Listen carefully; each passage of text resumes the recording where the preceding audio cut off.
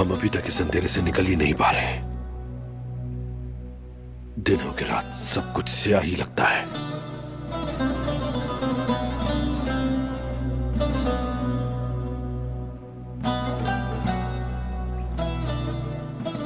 फरहाद बेटे,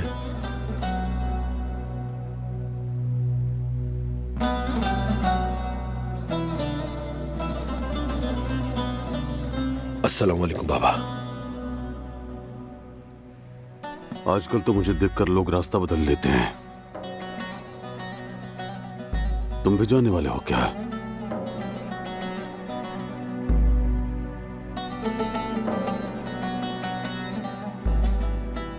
जो हुआ वो सबको पता है।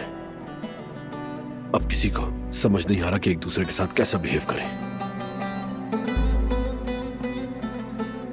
असल में सब एक दूसरे के लिए अजनबी बन गए हैं। तुम ठीक कहते हो। हम ये बात भूल गए कि कहां से आए थे और अब कहां जाना है।